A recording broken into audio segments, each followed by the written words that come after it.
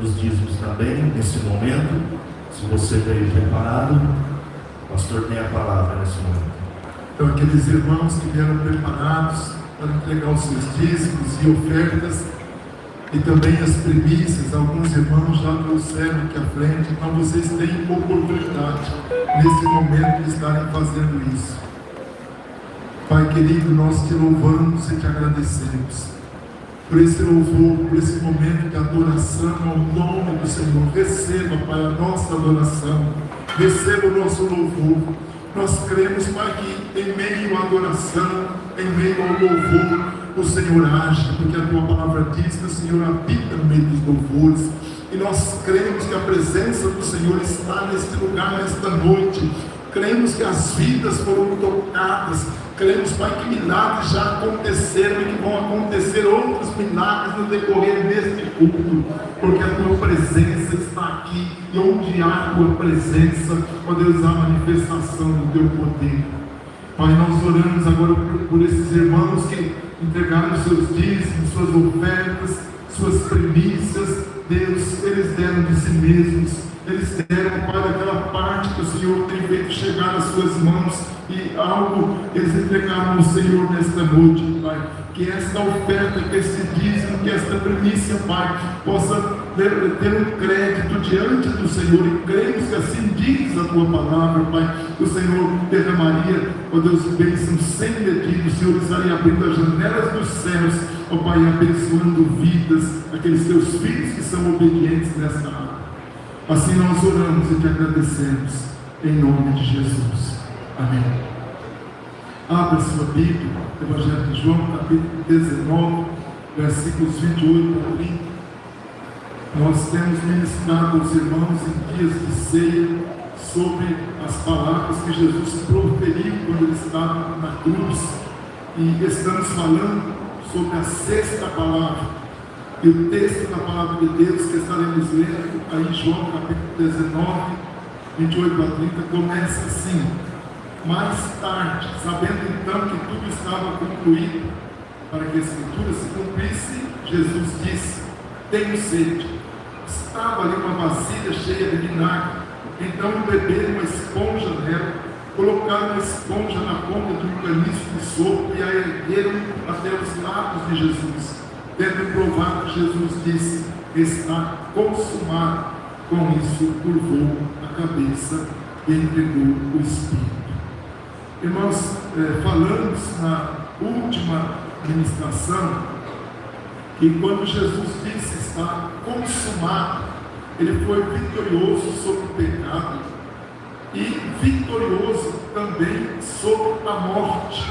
E iniciamos falando que ao dizer está consumado, Jesus também trouxe vitória sobre Satanás e sobre todo o poder do inferno.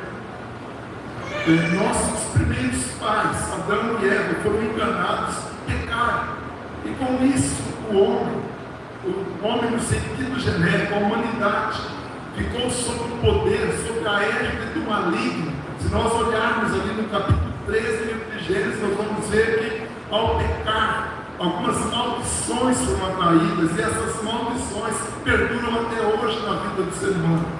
Por causa do pecado da queda, Deus desceu dos céus, ele veio ao encontro do homem, e ele prometeu logo naquele início um pouco de socorro, quando ele disse: eu porei inimizade entre ti e a mulher, entre a tua descendência e o seu descendente, e esse te ferirá a cabeça, e tu te ferirás o calcanhar. Ou seja, com essa promessa, Deus estava dizendo: eu vou visitar vocês, num determinado tempo vai nascer alguém, semente da mulher, que vai consertar o estrago que hoje foi feito. E Jesus, ele trouxe então essa vitória, porque ele veio, conforme o Gálatas 4, nascido de mulher, nascido sob a lei, a fim de redimir, conforme diz aquele texto, os que estavam sobre a lei, para que recebêssemos a adoção de filhos. Então, esse descendente de Jesus veio para cumprir esse propósito de Deus de restauração de tudo aquilo que havia sido perdido, tudo que caiu lá atrás. E daqui para frente eu ainda não falei, mas dentro desse mesmo ponto, hoje nós comemoramos o fato de que com a vinda do Messias, com a vinda de Cristo, então o diabo perdeu todo o seu poder de sedução, todo o seu poder de engano sobre o homem. Isso ficou evidente tão logo Jesus nasceu. Se vocês olharem, logo ali no começo dos evangelhos, nós vamos ver que o diabo, ele montou uma estratégia logo de cara. Quando ele soube que a criança tinha nascido, que era o Messias, ele usa Herodes, um dos reis daquela época, para poder, que editou um decreto para assassinar, matar todas as crianças do sexo masculino, nascidas em Belém, de 2 anos para baixo. Ou seja, Jesus não escaparia desse decreto. Mas evidentemente Deus não permitiu que isso acontecesse. Jesus sobreviveu. Há um texto interessante ali em Marcos capítulo 2:16, que fala assim: quando Herodes percebeu que havia sido enganado pelos magos, ficou furioso e ordenou que matassem todos os meninos de 2 anos para baixo em Belém e nas proximidades, de acordo com a informação que ele havia recebido dos magos. Esta ação por parte de Herodes, então, visava fazer o que? Visava eliminar o descendente. Lembra lá do descendente? Né? Descendente da mulher, que ele queria ferir a cabeça da serpente. A sua ameaça, porém, não conseguiu barrar o propósito de Deus, porque Jesus cresceu, Jesus desenvolveu, Jesus ficou no anonimato até os 30 anos de idade. Tanto é que nós não temos uma história precisa de Jesus nesse período, mas ele estava ali se desenvolvendo, ele estava crescendo em sabedoria, em estatura, até o momento em que ele começou o seu ministério. Algo interessante no relato também dos evangelhos, que depois de Jesus ter sido batizado por João, a gente tem vários textos aí nos evangelhos, e tão logo ele iniciou o seu ministério, o diabo aparece novamente para o tentar. Esse período parece que o diabo não mexia com ele, mas quando ele se levanta para o ministério, o diabo aparece novamente numa série de tentações. Vocês conhecem um pouquinho do Novo Testamento, se lembram das tentações de Jesus no deserto. Porém, nós iremos observar que Jesus o venceu em todas as suas tentativas para tirá-lo fora do seu propósito. Ou seja, o poder de Deus está em andamento, o propósito de Deus está em andamento. E é bem importante a gente notar também, logo nesse iniciar dos evangelhos, algo que muitas vezes nós não mexemos muito, mas são as genealogias. Mas na genealogia de Jesus, a gente vai perceber que o descendente da mulher, aquele que esmagaria a cabeça da serpente, ele aparece como figura principal nessa genealogia. Principalmente no Evangelho de Lucas, a partir do versículo 23, do capítulo 3, diz assim: tinha Jesus 30 anos de idade quando começou o seu ministério. Ele era, como se pensava, filho de José, filho de Eli. Se pularmos um pouquinho nessa descrição da genealogia, até o versículo 38, aí a gente vai ter o seguinte: filho de Enos, filho de Sete, filho de Adão, filho de Deus. Olha como o descendente da mulher tem uma ligação desde quando Jesus nasceu até Adão, quando esse descendente foi prometido, quando Deus disse que ele nasceria da mulher no tempo apropriado, no tempo certo.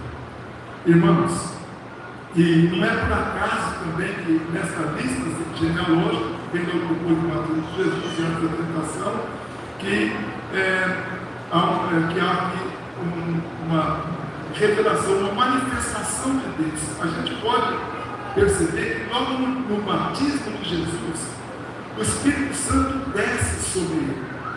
Isso é impressionante.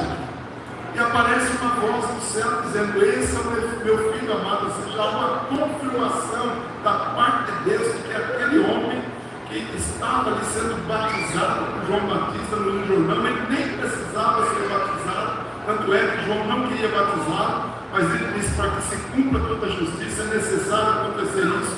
Mas naquele ato a gente percebe que Deus visita aquela cerimônia e há uma revelação, ou Deus se revela mostrando quem era aquele homem que estava sendo batizado, que era exatamente o prometido, o descendente da mulher, mostrando que ele seria grande e que ele venceria todas as artimanhas do inimigo, que ele venceria o inimigo em todas as suas tentativas para desviar da cruz ou para derrubar. Surge aqui uma pergunta óbvia: na tentação do deserto, ou em outras tentações pelas quais o diabo tentou Jesus, qual era a intenção dele? Irmãos, tudo que o diabo queria era realmente que Jesus não chegasse até a cruz, porque ele sabia que se Jesus chegasse até aquela cruz e fosse morto ali, ele sabia que Deus iria fazer com que Jesus ressuscitasse, e na ressurreição ele estaria perdido, porque Jesus venceria a morte, o pecado e o diabo. Essa era a estratégia do diabo. Ele queria desviar Jesus da cruz a qualquer custo. Falando ainda um pouco mais sobre essa tentação do Senhor no deserto, nós percebemos que o diabo utilizou uma tática que ele já havia utilizado lá no comecinho, lá em Gênesis, que foi aquela tática da exaltação com a qual ele seduziu Adão e Eva. Mas a coisa não funcionou com Jesus. Quando ele veio pedir para que Jesus quisesse, que daria os reinos, todo mundo, se Jesus prostrado adorasse, ele queria que Cristo fosse exaltado, que Cristo assumisse talvez uma posição até de Deus aqui naquela hora. E o que Jesus faz? Jesus fala exatamente isso: está escrito, adore o Senhor, o seu Deus, e só a Ele preste culto. Ou seja, eu não vou me curvar diante das suas tentações, eu não vou me curvar diante do que você está propondo, porque eu tenho um propósito, eu tenho um caminho a seguir, e eu vou seguir esse caminho, meu filho. O diabo somente poderia ser derrotado através do caminho trilhado pelo Senhor, que foi o caminho da humilhação, o caminho da obediência a Deus, em sua morte e morte de cruz. Nossos primeiros pais não se humilharam e nem obedeceram, porque se assim eles tivessem agido, o diabo certamente não teria os vencido, e a sua investida não teria qualquer sucesso. Mas eles fraquejaram. É lógico, tem toda uma história, não quero voltar a essa história. Há algum tempo atrás nós falamos em detalhes sobre aquele início, principalmente o capítulo 3 de Gênesis, mas o resumo é este: eles não obedeceram, por eles não terem obedecido, então o diabo alcançou vantagem. Vamos dizer assim, o diabo ganhou o primeiro round, mas viria o outro round, que é Jesus, que é o Adão, o novo Adão, e esse não seria vencedor, e isso era o que Jesus tinha que fazer. Irmãos, para derrotar o império do mal, Jesus então escolheu, como já vimos, o caminho da obediência. Há algo interessante aqui: por que Jesus precisaria obedecer se ele é o Filho de Deus? Às vezes nós questionamos, mas há um texto na Bíblia muito interessante. Eu tinha até algum problema com esse texto, eu tinha alguma dificuldade na interpretação desse texto, que é um texto que aparece lá em Hebreus, capítulo 5, versículos 8 e 9, que fala exatamente assim: embora sendo filho, ele aprendeu a obedecer por meio daquilo que sofreu. Cristo aprendeu a obedecer, como se fosse algo que ele precisasse ser ensinado. É exatamente isso que o texto diz. Nós devemos lembrar que quando Jesus esteve na terra durante seu ministério, ele era tanto homem como qualquer um de nós. Ele tinha a natureza humana sobre ele. E nessa natureza humana, ele sofreu. E nessa natureza humana, muitas vezes ele relutou para obedecer. Um dos momentos que ele relutou para obedecer foi o momento ali do Getsemane, quando ele estava agonizando, aguardando aquele momento da cruz. Ele disse: Pai, se possível, passa de mim esse cálice. Todavia não seja como eu quero, mas seja feito por vontade, seja feito que o Senhor quer. Ou seja, ali nos mostra que ele estava relutando para obedecer, mas ele foi obediente. Aí, se a gente pegar a parte final desse versículo, diz assim: ele aprendeu a obedecer por aquilo que sofreu, e uma vez aperfeiçoado, tornou-se a fonte eterna de salvação para todos aqueles que lhe obedecem. Ou seja, eu sou filho da obediência porque Jesus obedeceu. E assim que os crentes são chamados no Novo Testamento, ou seja, filhos da obediência.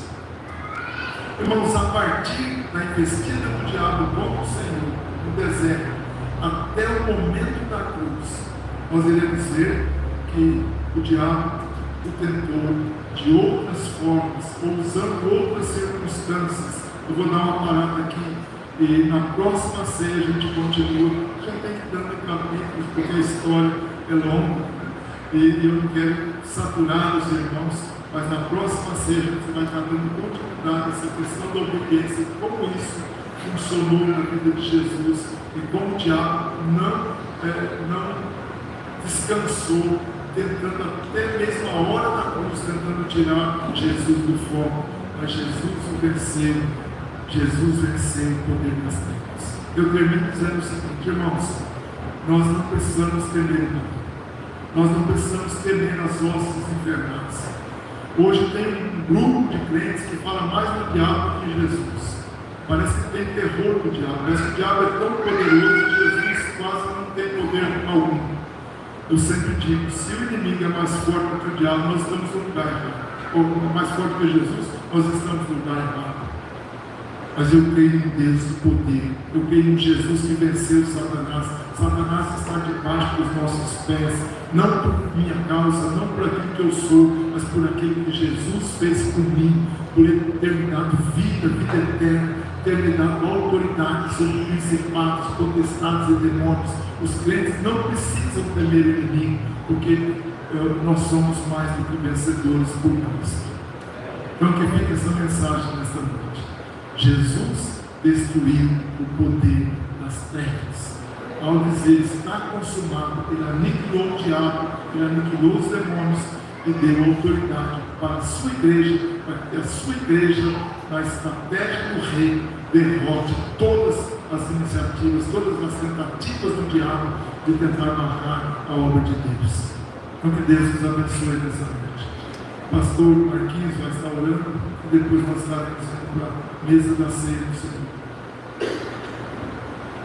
Vamos ficar de pé para orarmos neste momento, meus amados. Deus é bom todo o tempo. Todo o tempo Deus é bom. Amém? Feche os seus olhos, abaixa a sua cabeça. Nós vamos participar da ceia do Senhor. E a palavra do Senhor diz, na primeira epístola do apóstolo João, no capítulo 1 e verso 9: se nós a Deus confessarmos os nossos pecados, Ele é fiel e justo para nos perdoar os pecados e nos purificar de toda a injustiça. Portanto, eu quero estar um tempinho para que você coloque a sua vida diante do Senhor, faça uma autoanálise, olha para dentro de si mesmo, se há algo que você entende que está trazendo um distanciamento entre você e Deus. Esse algo pode ser um pecado, algum ressentimento, alguma mágoa. Apresente diante do Senhor, peça perdão. Se há uma mágoa de alguém, procura resolver rapidamente essa situação, para que você possa participar da mesa do Senhor. Querido Deus e amado Jesus, nós estamos na Tua presença aqui nesta noite. A tua noiva está aqui hoje, Senhor.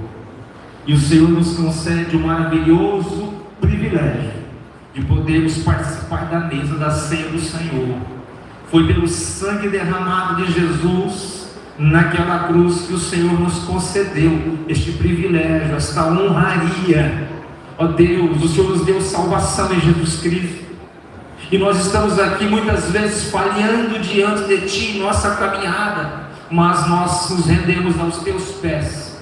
E ó Pai, em nome do Senhor Jesus, pedimos perdão por nossas falhas, perdão por nossos pecados, que nós cometemos de diversas formas, ó Pai, por palavras pronunciadas, por pensamentos, com os nossos olhos, com os nossos ouvidos, em nossas emoções, sentimentos e desejos íntimos, em nosso comportamento, em ações ou omissões. Pedimos perdão agora em testemunhos inadequados, comportamentos inadequados, pedimos perdão agora. Limpa-nos, Senhor, purifica-nos pelo sangue de Jesus, e desde já prepara a igreja para este momento solene e maravilhoso na Tua presença. Assim nós oramos em nome do Senhor Jesus. Amém? Bom, já quero chamar a equipe de louvor aqui à frente. Os irmãos podem se assentar e também já convocar os diáconos que vamos auxiliar na ceia. Irmão José Sorrente Filho, irmão Januário, irmão Flávio Danelucci, irmão Maurílio Vieira, Antônio Carlos Gonçalves, o irmão Vani Matricardo, irmão Belonce.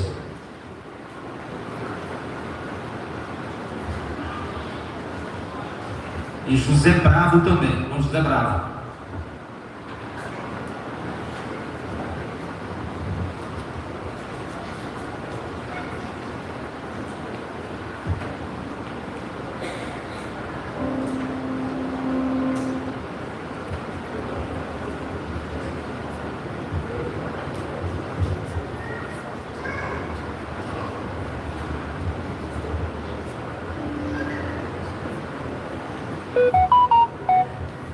Os irmãos, quem deve participar da ceia?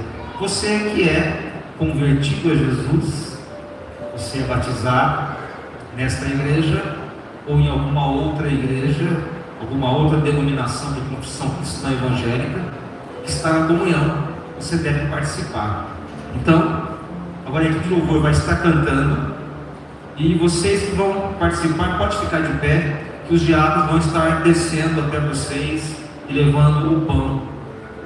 A equipe de louvor tem a palavra neste momento.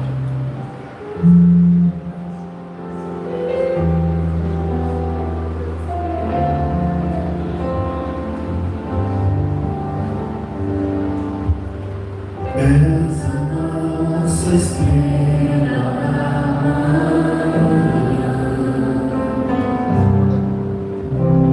Cordeiro Santo que nos trouxe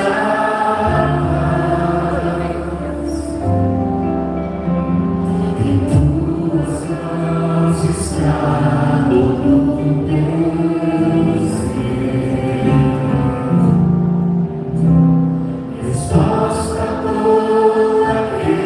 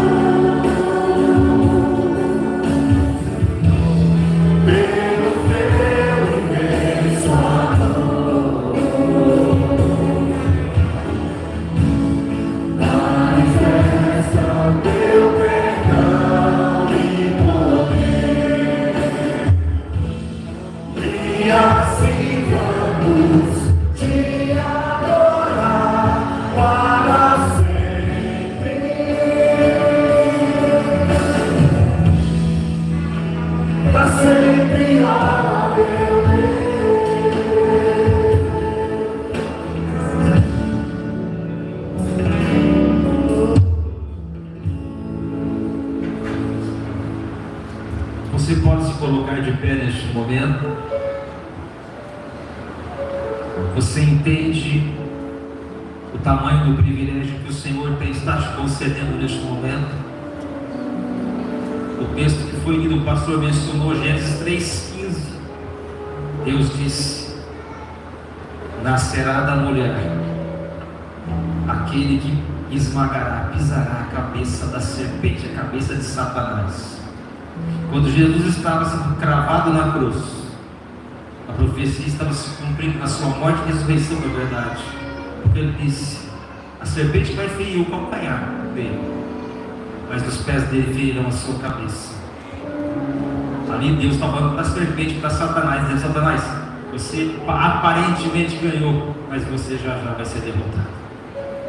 O pão que você vai comer agora simboliza esse corpo de Cristo que foi entregue na cruz, que se entregou para morrer por cada um de nós.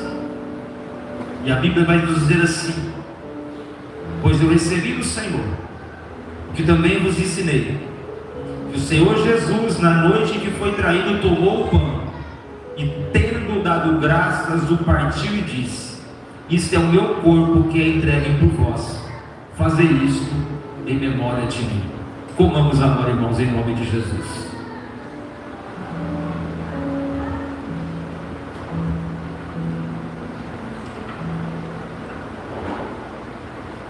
Pai, nós te louvamos, Senhor Deus, te exaltamos, ó Deus Pai, por mais uma vez podemos estar na tua presença, por podermos, ó Pai, participar da ceia do Senhor, ó Pai, por podermos, Senhor Deus, ó Pai, ser revestidos, ó Pai, pela tua presença, Senhor Deus.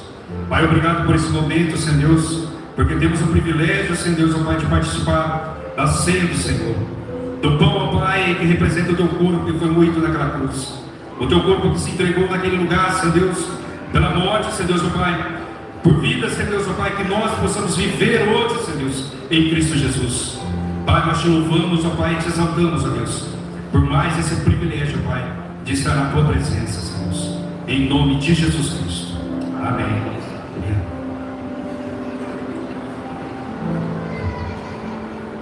Os irmãos podem sentar um momento. Eu quero deixar 2 versículos com a igreja. No Evangelho de Lucas, no capítulo 10, apenas 2 versículos, presta atenção.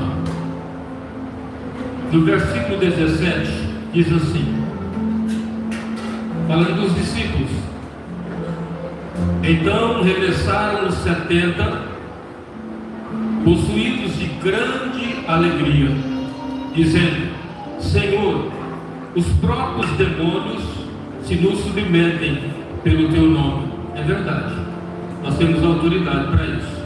Mas olha o que diz no versículo 20, presta atenção: não obstante, alegrai-vos, não porque os espíritos se vos submetem, e sim porque o vosso nome está arrolados no céu.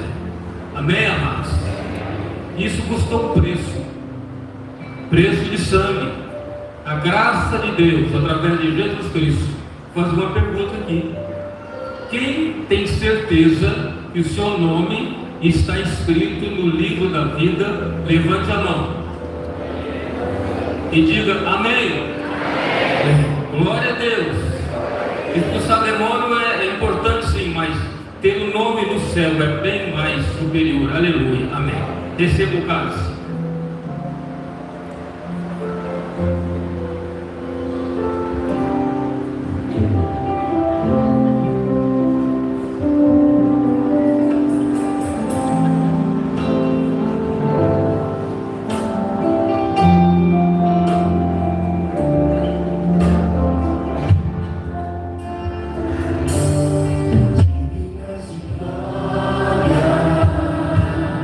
E louvo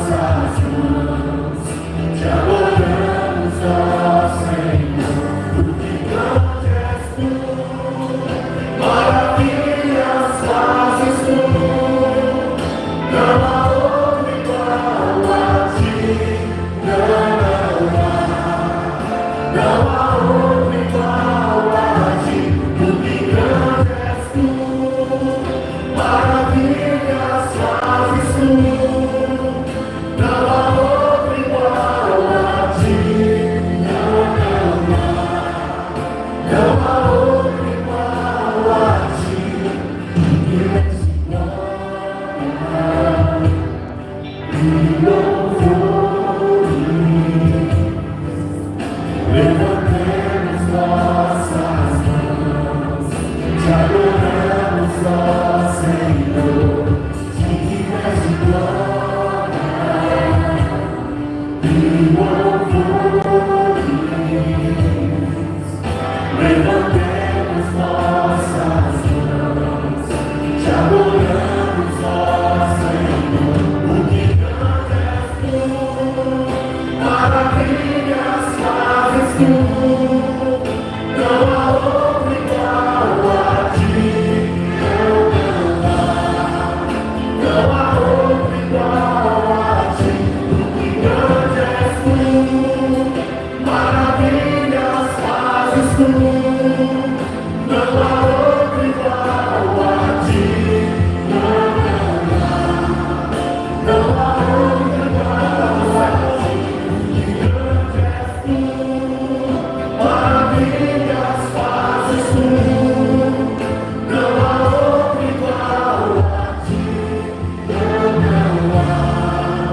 não há outro igual a ti, Senhor.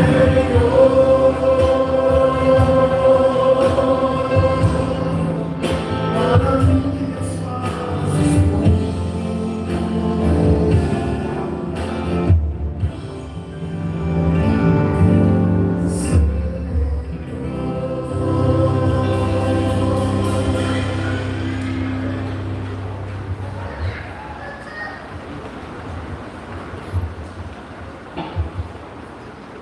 Amém. Convido você para ficar de pé, com reverência, momento de reflexão, gratidão. A Bíblia diz assim: por semelhante modo, depois de haver ceado, tomou também um cálice, dizendo: este cálice é a nova aliança no meu sangue. Fazei isso todas as vezes que o beberdes, em memória de mim. Bebamos, irmãos, em memória do nosso Senhor Jesus Cristo.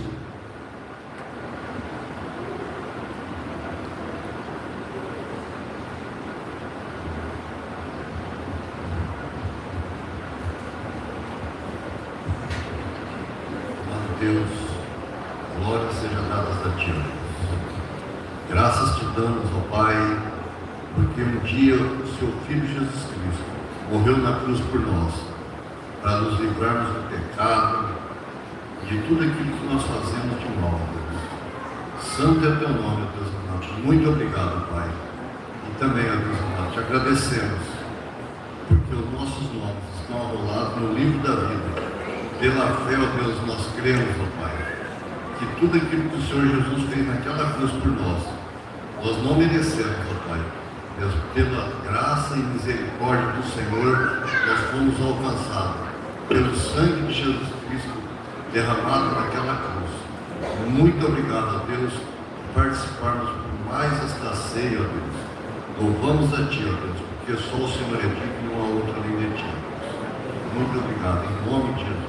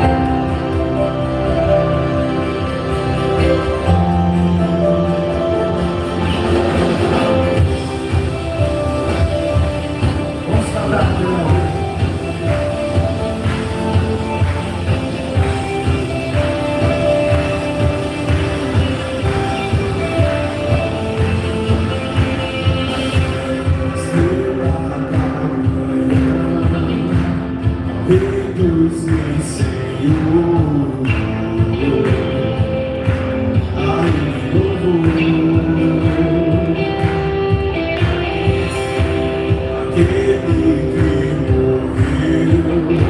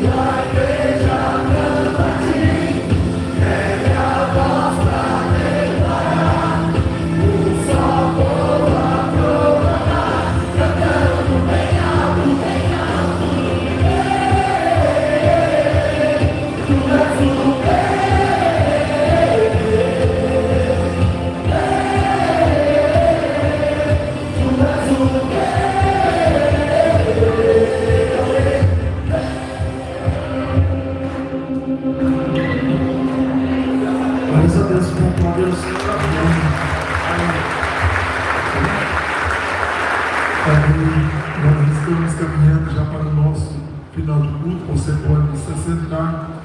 Lembramos aí os jovens e adolescentes que estejam nos auxiliando na separação dos elementos das primícias. Então deve separar para ficar mais fácil depois para as cestas serem montadas. Então todos os jovens e adolescentes que têm feito esse trabalho devem vir aqui para frente assim que terminar o culto. Ora, aquele que é poderoso para vos guardar de tropeçar e para vos apresentar com exultação, imaculados diante da sua glória, ao único Deus, Salvador nosso, mediante Jesus Cristo, Senhor nosso, glória, majestade, império e soberania, antes de todas as eras, e agora e por todos os séculos. Amém. Deus te abençoe.